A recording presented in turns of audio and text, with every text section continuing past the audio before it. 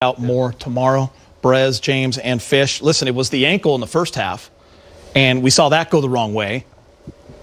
He came back into the ballgame. So you thought from there maybe he'll be okay, but that was going to be really sore tomorrow. Of course, good thoughts to AD, but this was a huge loss for the team. Remember, they were down 3 or 5 at that time, and they went on about a 24-7 run as soon as AD went out. So. As ugly as the game was, for the Lakers mathematically, as far as, not shooting the ball well, not shooting the 3 well, getting out rebounded, they still had a chance to win the game. Big blow when AD goes out. I mean, just a fluke play. I mean, it's similar to what happened to LeBron, someone diving for the ball or, in that diving mode. As you can see right there, he's trying to walk off and then gets down the tunnel and just like it kind of collapses with pain. So, I don't know, man. It's a bad luck, bad situation, unfortunate. Hopefully that the MRI is negative and it is just a little knee contusion and he can, get some rehab and hopefully come back. That's all we can hope for right now until we know what the test results are. Pretty ominous picture right there, D-Fish. That video shot right there of him falling down in the kind of the underbelly of Target Center there.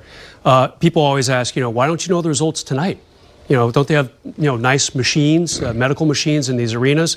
The answer is they have some. X-ray machines are actually pretty cheap. MRI machines are worth millions of dollars. Sprains, that type of thing. Yeah, I mean, AD from the Chicago area. Mm-hmm. Yeah. So, it's possible that there's a physician there that he's seen before, that would understand how his knee looked previously, be able to compare images. You just have to say your prayers, hope for the best, but you definitely have to be smart and be patient. The Lakers are just going to have to kind of tough their way through this difficult stretch here with the protocols and injuries. And really just try to get into the new year and get as many guys back as you can over the next couple weeks. It's not about really wins and losses and standings watching at this point.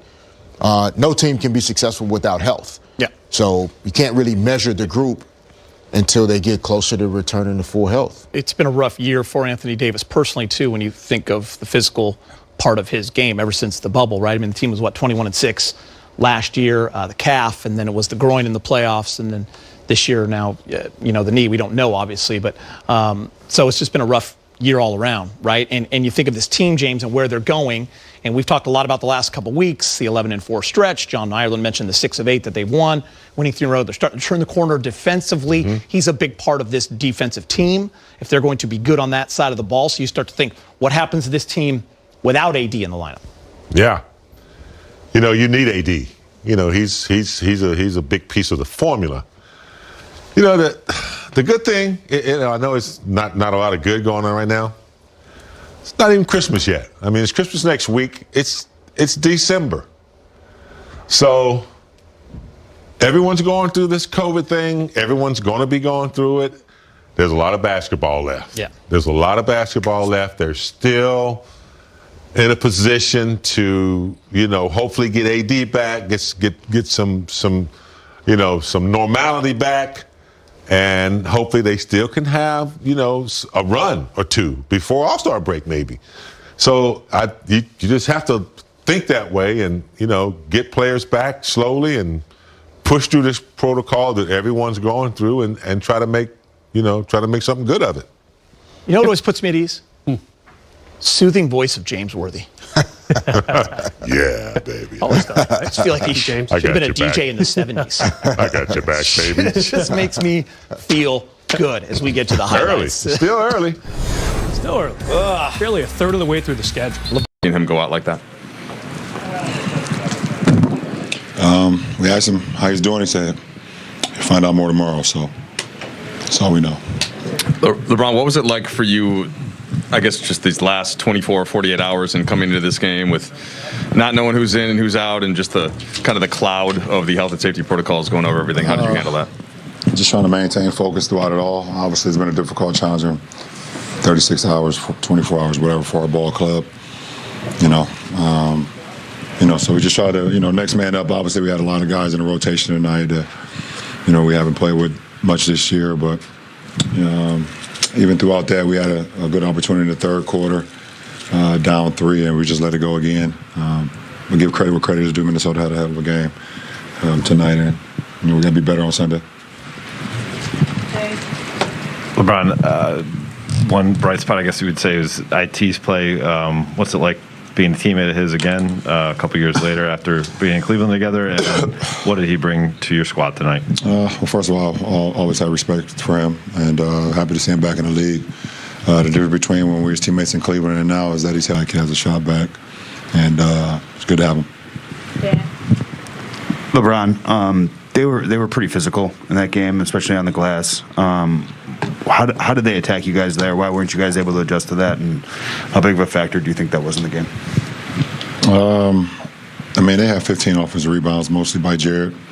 But we missed a lot of shots. We don't do a good job, of offensive rebounding ourselves. Obviously when we're not playing a big lineup, we don't get a lot of extra shots. So, most of those was defensive. They had 61 rebounds, 46 of them was defensive rebounds. So they did a good job of cleaning the glass when we missed. Sorry if this was asked a little earlier, but just what's your concern for AD right now, especially with that knee, and how did that kind of affect the rest of the game after he went to the locker room a second time? My concern is always for his health. And I guess, what did you think of how quickly he was comfortable, I guess? We just tried to implement a couple of things early on, and shoot around, and knowing I know, what he's capable of doing. I know, how he affects the game and what he's good at. So a lot of uphill DHOs to him when he's coming to his left hand. He can shoot the ball extremely well. He gets into the paint. He shoots free throws extremely well.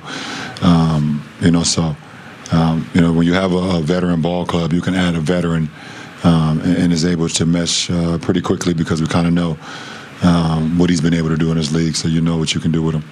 Tanya, we're wrapping up. Did you have a question?